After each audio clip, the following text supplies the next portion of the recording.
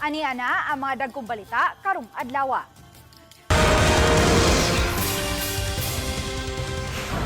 18 anyos nga estudyante gigukod sa 17 anyos nga estudyante nga nagdaog kutsilyo gawas sa usa ka eskwelahan. Nagpaluyo sa shooting threat sa eskwelahan sa Olango Island, nasubay na sa Lapu-Lapu City Police.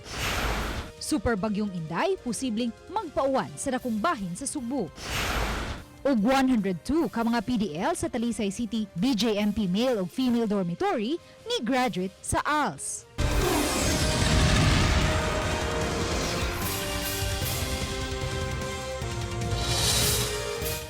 Maayong hapon mga kapuso, ako si Luan Mirondina.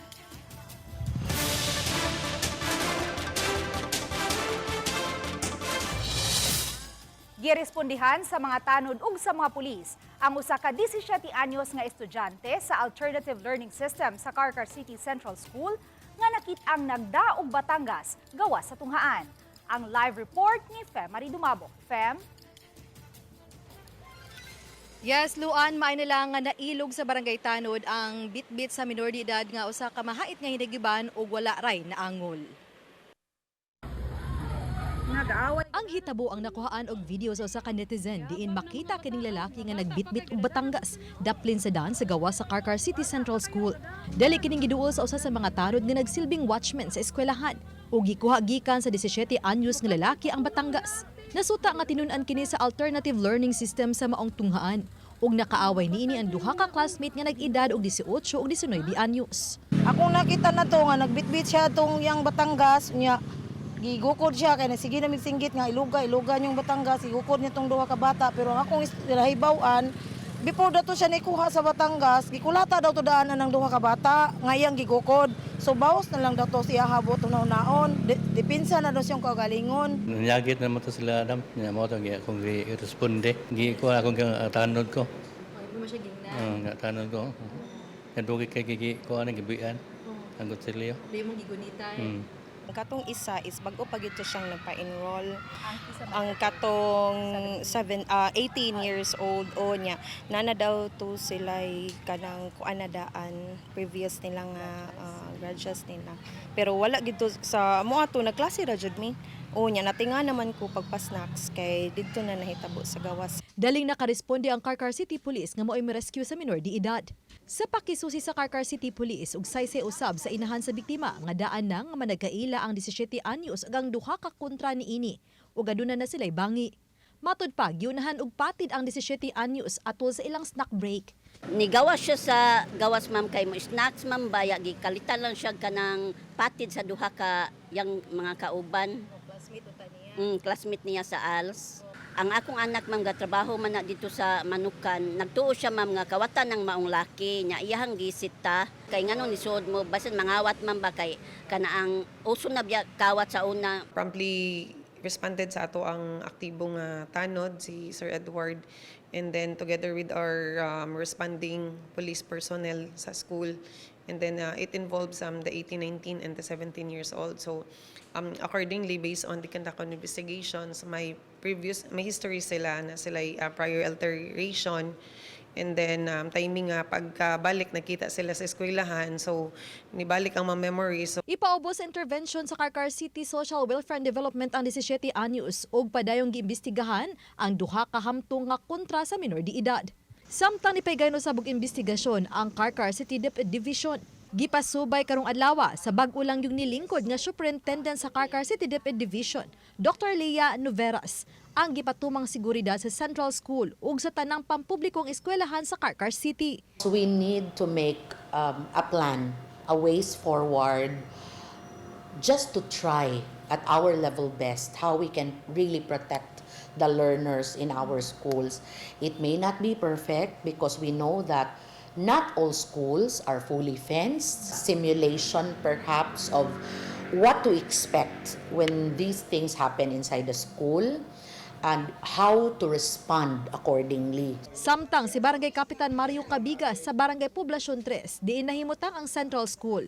Ang mipasalig nga mas pahugtan pa ang seguridad sa mga tinun-an ug magtutudlo. Upat ni sila ma'am na ay duha sa elementary nasa duha sa high school. Ang atong tanon ma'am, visible man gina sila, naamag sila diyan niya. Ang atong instruction nila, regardless po atong nahitabo sa nangagi nga sa to nga lugar. Mao na nga kita alert kita permanente kay di ta gusto ba nga ang nahitabo dito mahitabo po nato. Matag karon og unya, mobisita usab ang kapulisan sa maong eskwelahan. Luan hangyo sa inahan sa 17 anyos nga lalaki nga ipa-modular distance learning lang una ang iyang anak nga giuyonan usab sa superintendent sa Carcar City Division ug ilang pangitaan og paagi nga makapadayon sa pagtungha ang minor de edad. Lakip na usab ang duha ka classmates niini nga nakakontra sa maong minor de edad hangtod nga mahuman sila sa ilahang alternative learning system. Samtang ang hepe sa Carcar City Police anitugan nga mo-purchase o mopalit ang Carcar City LGU og mga metal detector nga iapod nga to sa mga watchmen o security personnel sa tanang mga public school sa Carcar City. O karong Lunes pasidunggan sa Carcar City Police ang barangay tanod sa iyang bayanihong aksyon nga gibuhat atol sa hitabo kagahapon. Luan? Daghang salamat, Femari Dumabo. Nakadawat usab og shooting threat ang Nemesio Epifania Taneo Memorial High School sa Olango Island, Lapu-Lapu City. Usa ka adlaw human nakadawat og shooting threat ang usa sa mga eskwelahan sa Talisay City. Samtang estudyante nga nagpost sa maong pagpanghulga nasubay na. Ani ang report. Nikatap sa social media niadtong Lunes sa buntag ang post sa usa ka Leonedo Inok nga nanghulga sa mga matud pa ng bully sa iyang manghod o gipasidan-an ang mga taga Nemesio Epifania Taneo Memorial National High School nga adunay daotang mahitabo. Apan nahukman sa Lapu-Lapu City Police Office Director ug ni Mayor Cindy King Chan uban sa mga magtutudlo sa naasong tunghaan nga dili lang suspensuhon ang klase kundi mas pahugtan lang ang seguridad sa maong eskwelahan. Wag agad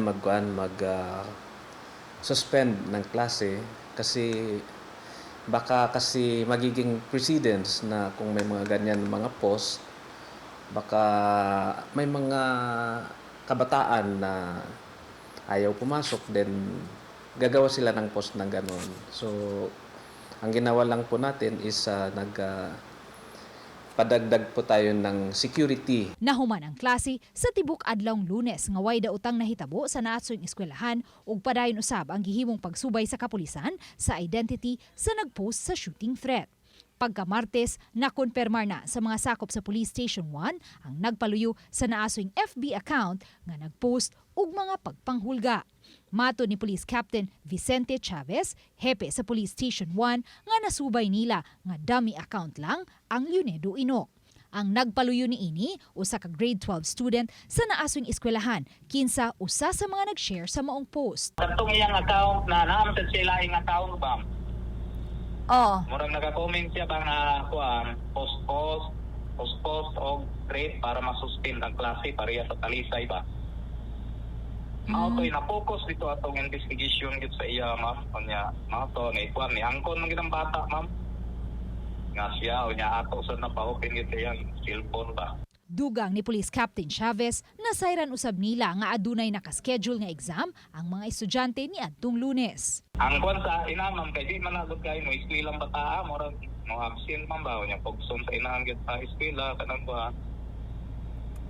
Ang iyang kwan ra gyud, ma'am, intention na to wala gyud say violent na kwan, ma'am. Ang iyang gusto ra, ma'am, na masuspend ra daw ang klase. Kuan naman pareha ato sa Talisay ba.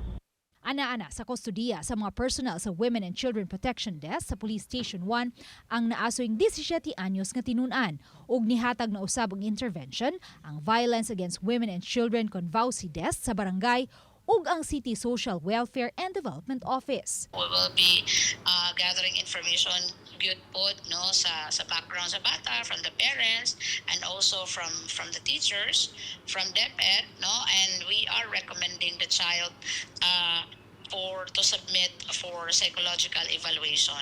Sa pakaron, mag-agad pa ang Lapu-Lapu City Police sa recommendation sa CSWD base usab sa resulta unya sa himuon nilang assessment sa naasoing minor de edad.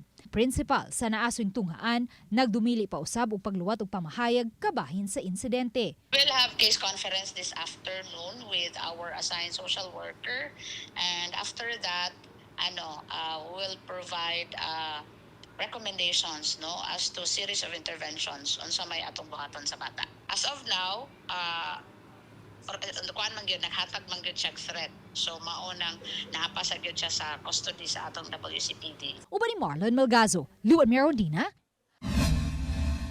Balitang Bisda. Tugutan ra nga makasulod sa mga tunghaan ang mga hait nga butang sama sa gunting apan gikinahanglan nga i-regulate alang sa seguridad sa mga anaa sulod sa eskwelahan. Ang report ni Alan Domingo.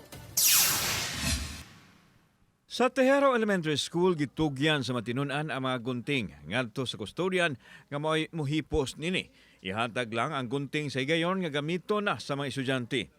Kabahin ng kini sa pagsiguro nga dili magamit ang gunting ugaling dunay gustong mohimo og kagubot sa sulod sa eskwelahan. Ang pagtarong sa paggamit sa gunting o kanang ubang gamit dili lang sa gunting kanang mga ilang lapis which is also sharp, ball pen. So muna nga atong gi-practice ni mga bata. Giklaro sa Regional Director sa DepEd Central Visayas, Dr. Arturo Bayukot, nga mamahimo ra nga makadala og sharp or hait nga butang nga magamit isip learning tool sama sa gunting nga gamit sa pagputol sa papel o guna alang sa pagtikad sa garden. Apan gikinahanglan nga itugyan kini ngadto sa mga magtutudlo nga maoy motipig og butang ug nganlan aron siguradong mabalik sa mga tinun-an. Gidasunan usab kini ni Mayor Nestor Archival kinsa makigtigom sa mga stakeholder aron mahanay ang lagda sa regulation ini. Ang tugutan lang kadto mga gagmayng gunting nga dili talinis og tumoy o dumpol. The strong regulation, coordination between and among should be reached. Nag-istorya na sad mi sa mga ubang principals anang gunting kinahanglan maguna sa eskwelahan. Ang ako lang siguro unsay gidak-on. Kay kung ang ganang dagko kay nga gunting dadon nimo, I think that is not a good idea. Pero na certain 6 inches ba nga mada. Samtang mipatuman og sistema ang Tejero Elementary School aron dili maghuot ang mga ginikanan panahon sa paghatod og kuha nila sa ilang mga anak. Sa gawas lang sa tunghaan ang mga ginikanan o guardian samtang sa sulod na sa campus hilingon ang mga bag gamit ang metal detector sa security guard ug dili pa sila mosulod sa classroom. Lakip sa gimonitor nila ang posibleng insidente sa bullying. Mas praktikal tong nanan sila sa sulod. As to sa among implementation, mas maayo siya karon sir nga nasa sa sulod nga before mo enter sa classroom ato nang gi-inspect. Para na kuan sir, okay naman lang sad siguro nga higpit sad nila kay para sa safety sa mga bata niya. Haso lang sad siguro sa ginikanan kay dili dahil makit-an ba. Kauban si Clover Lumayag, ako si Alan Domingo. Balitang Bisdak.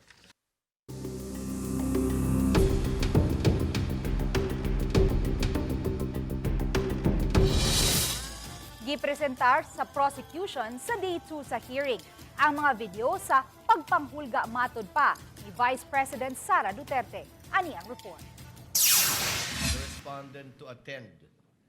Hatagan o kahigayunan ang habig sa Defense Counsel sa Vice Presidente nga maka-cross-examine kang senior NBI agent John Mark Calilong nga mipakita sa mga dokumento o mimatuod nga ang video nga nagpakita kang Vice President Sara nga mibahad sa pagpapatay kang Presidente Bongbong Marcos Jr., First Lady Liza Aranita Marcos ug kanhi House Speaker Martin Romualdez. Sa wala pa sugdi ang hearing sa kaduhang adlaw sa impeachment trial, may bisita si VP Sara sa Senado aron makikita sa milangkob siyang defense team. Apan wa siya matubang sa impeachment hearing.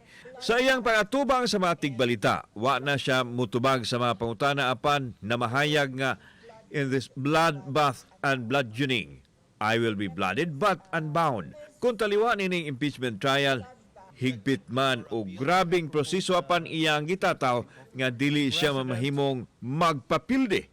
Sa ikaduhang adlaw gahapon ang Article 4 sa Articles of Impeachment nga assassination plot, grave threats ug inciting to sedition batok sa presidente.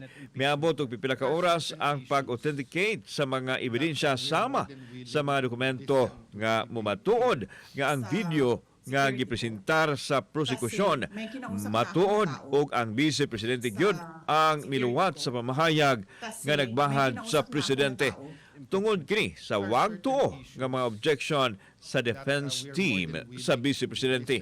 Grabe ang tinubagay ng Attorney Carlo Joaquin Advasa, member sa defense panel, ug Attorney Amando Verheligutan, counsel for the prosecution team, dihang gipaatubang sa witness ang una nilang saksi nga si Senior NBI Agent John Mark Calilong. Silang Senator Risa Hontiveros ug Senator Pia Cayetano usab nagkatinubagay dihang gipangutanan ini siligutan kon matawag ba nga impeachable offense ang pamahayag sa Vice Presidente. Apan gi-question kini ni Cayetano nga mihulagway ini nga daw closing statement na sa hearing. Kauban si Clarence Gabutin, ako si Alan Domingo. Balitang Bisdak. Gisaulo gahapon ang World Chocolate Day. Ug nasayod ba kamo nga adunay chocolate studio sa Tagbilaran City, Bohol aron pwede kamong makabuhat og tsokolate? Inyong makatunan sa Make Your Own Chocolate Workshop ang arts ug science sa pagbuhat og tsokolate pinaagi sa giya ni Dala Rach Pulot. Kinsa na ilang at Chocolate Princess of Bohol. Naghatag kini og kahigayunan sa mga participants nga makabuhat sa ilang kaugalingong tsokolate, hilabi na ang proseso niini. And grab ang knowledge for chocolate, for our cacao. The craft chocolate industry in the Philippines is just small, but we're really trying our best to promote the Filipino craft chocolate to the world market because we have actually the best cacao beans in the world.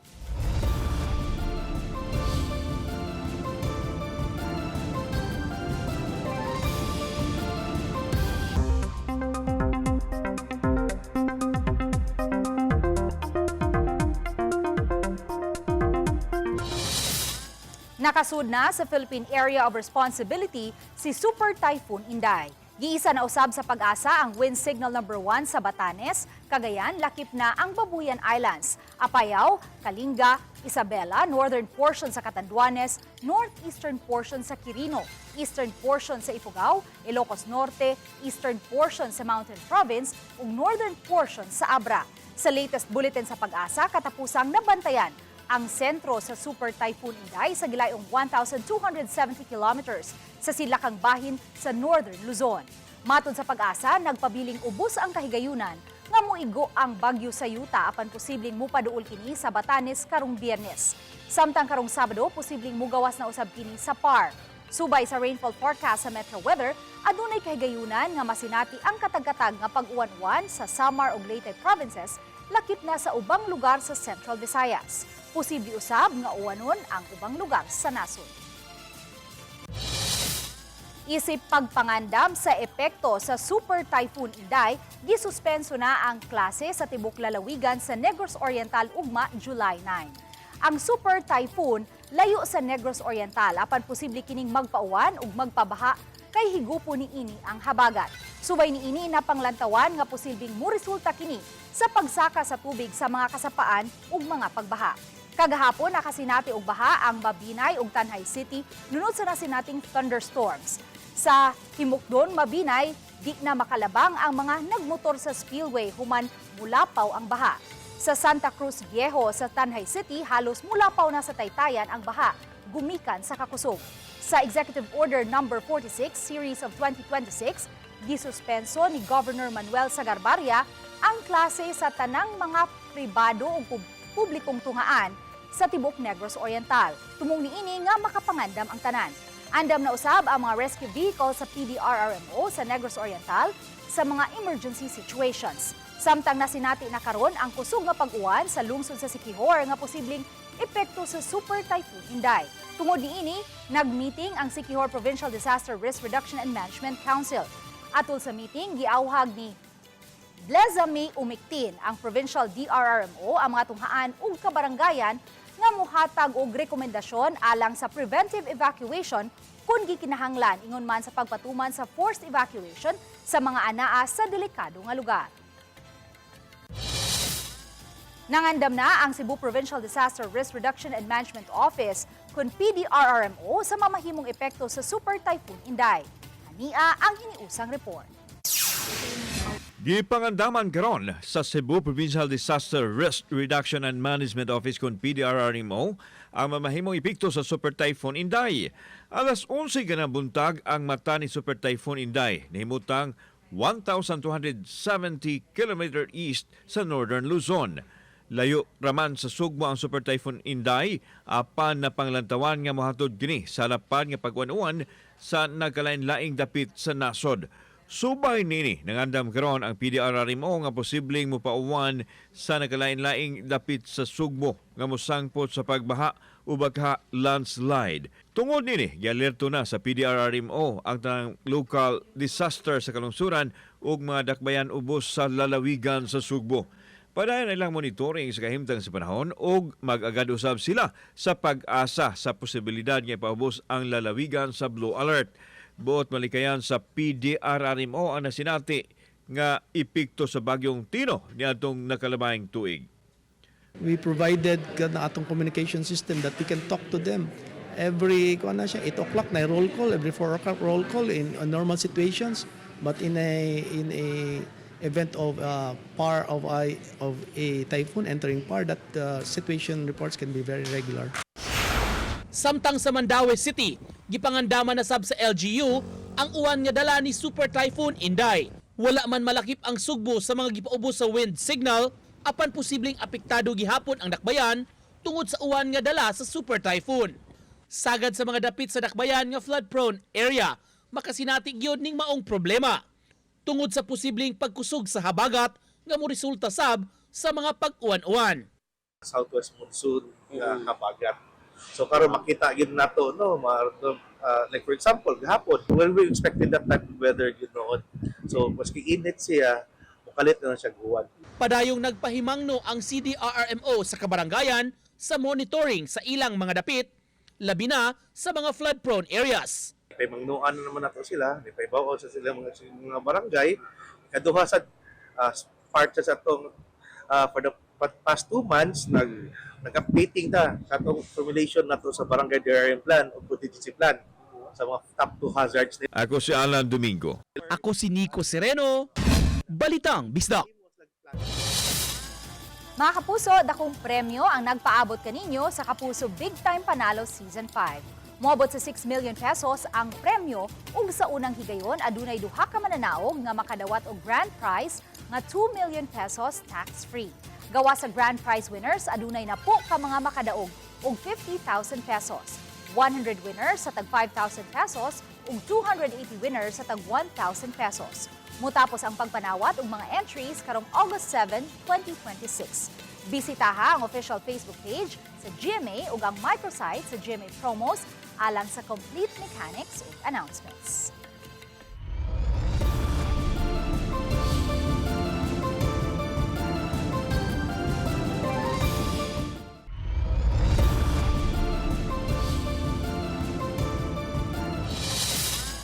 Nanawagan og tabang ang mga residente sa Sitio Marna, Barangay Subang Dako, Mandaue City tungod sa demolisyon nga nitabo sa ilang lugar nga giklaim sa pribadong tag-iya. Ang report ni Nico Sereno. Mihimo og hamubo nga silent protest kini mga residente sa Sitio Marna, Subang Dako. Atubangan sa Mandaue City Hall, gibandera ang ilang mga placards, mapadayag ang ilang panawagan. Matud sa mga residente, gipadayon gyud sa mga tao sa nagpailang tag-iya sa yuta ang pagdemolish sa mga balay sa ilang lugar. Nang hinaot sila nga matabangan, kay sagad kanila, walay laing kapaingnan.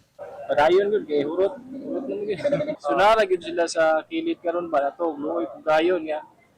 Hangyo ang tami, ang sa tabang. Kung ayaw lang magtabang kung tatry nga, kung ba, kung asa may butang ng kuhan, tulugan ba. Kay lisod kayo, may estudyante man may. Miduso sila og possession paper sa ilang mga yangungo og panawagan ngadto sa syudad. Humani ini, gilibot nila ang lain-lain nga mga opisina sa City Hall aron mahatag sa mga opisyales. Matud sa taga-Housing and Urban Development Office Kunhudo sa Mandaue, gibanabana nang moabot sa 174 ka mga households ang naapektuhan sa clearing operations. Natapos na kuno ang clearing sa sulod sa Coral, apan gitan-aw kung giapil basab ang pagguba sa uban nga mga balay gawas sa perimeter fence. Legal counsel ninyo para mapangandaman ninyo ang posibleng legal nga aksyon ana. Kay ang atong Mandawi City Government di sa gid mo allow ana no nga manaman nilang toyo katong naa sa sod sa pins pero nganong moabot pa man sila og kanang hilabot anang outside pins. Wala namo na hinabi ang tag-iya sa yuta o representante. Matud sa hudo, nangayo kini og listahan sa mga naapektuhan. Base sa ilang sa ilang version, silang statement, nga ko na ni kaso lagi atong last 2016, mana ko na ni. Problema lang kay wa nila ma-execute ang pag-clearing sa area. Karon pang tuiga, karon panahon na ilang i-clearing ang area. Nihatag na og inisyal nga abag ang city government sa mga naapektuhang residente ug susihon pa ang mahatag pa nga assistance para sa mga apektado. Nico Sereno, Balitang Bisdak. Gikonpermar sa Lapu-Lapu City Police Office Director nga nahinabi na niya ang commander sa Naval Forces Central ug ni Saad nga di una nila gamito ng ilang firing range hangtod nga makakuha sila og permit sa ilang firing range gikan sa Regional Civil Security Unit kun RCSU 7. Samtang gipaabot pa ang resulta sa ballistic exam sa tulo ka mga stray bullet nga niigo sa tulo ka managlahing panimay sa Barangay Kanhulaw niadtong Hunyo 2, Hunyo 11 ug Hunyo 22. Wala hinoy mga nangaangol sa tulo ka mga insidente. Hopefully, ma-identify natin kung kanino nakaregister. Hopefully, nakaregister yung pinanggalingan ng ating bala.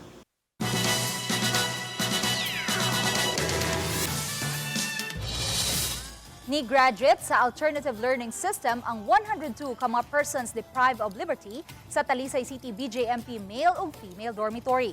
Niadtong Lunes, July 6, hingpit na nga nakadawat sa ilang diploma isip mga ALS completers ang maong 102 ka mga PDL. Dinupat kanila, bag-uhay lang nga gawas nun. Gitambungan kini sa kadagpuan sa Talisay City DepEd Division, BJMP Regional Office ug sa Talisay City LGU. Sud sa dulan usa ka tuig nga gipaningkamutan kini dili lang sa mga PDL apan lakip na sa mga nagduma ug sa warden sa Talisay City BJMP male ug female dormitory. Pagpakita kini nga gihimug-atan gyud ang programa sa edukasyon alang sa mga PDL. Paghatag kanila og dugang paglaom aron kun gawas no na sila siguradong makapangita sila og ilang trabaho o baka makasugod og gagmay negosyo.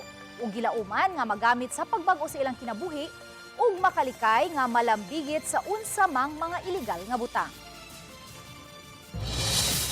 Giklaro ni Dr. Rene Cam, NBI forensic expert, nga dili siya ang nag-autopsy sa lawas sa batanong basketbolista nga si Rene Baterbonia kinsa namatay atol sa gingong training niini dito sa Dipakulaw, Aurora. Kinisubay sa mikatap nga content sa social media nga siya ang nag-autopsy sa lawas ni Baterbonia o gigamit sa mga content creators ang interview sa Cebu-based media kang Dr. Cam o gilambigit sa autopsy sa batanong basketbolista. Gitataw ni Dr. Cam nga mahitungod sa iyang findings sa kamatayon kang Fernando Prajes, ang PDL nga namatay sa sulod sa Cebu City Jail nga naputos sa bunog ang lawas kay gitorture.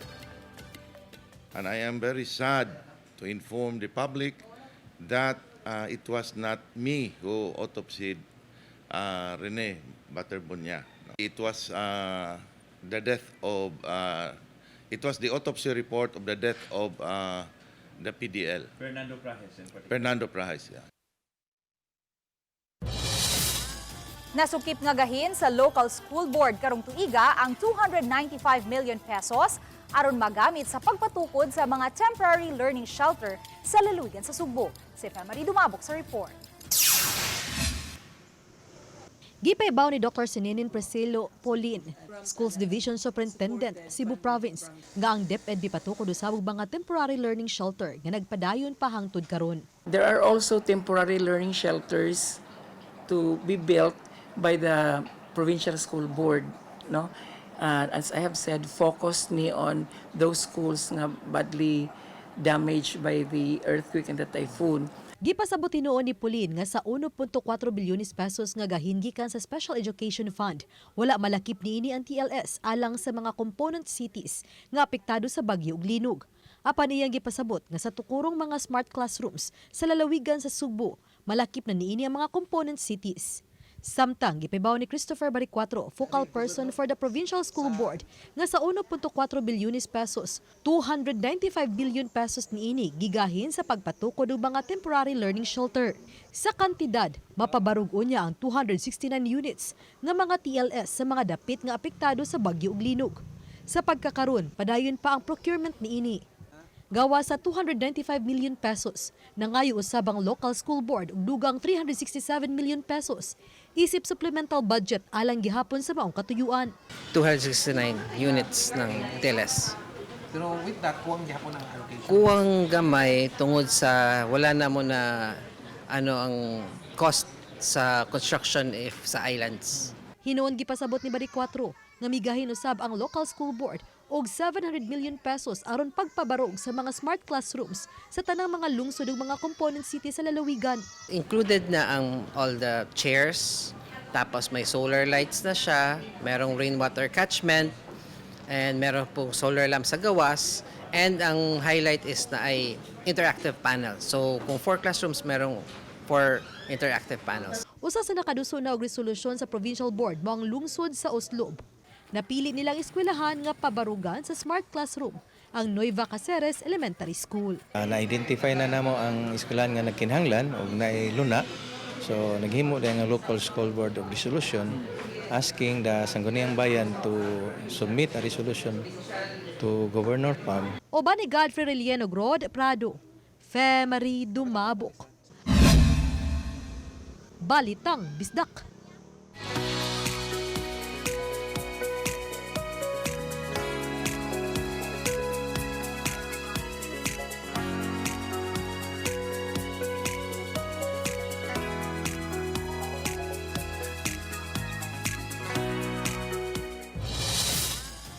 Ug mao kadto ang labing dako ug nagunang balita sa Central ug Eastern Visayas. Daghang salamat mga kapuso. Ako si Luan Merondina. Kami ang GMA Regional TV Balitang Bisdak, way gidapigan, way giprotektahan kaniadto pa hangtod karon serbisyong tinud-anay. Maayong hapon mga kapuso.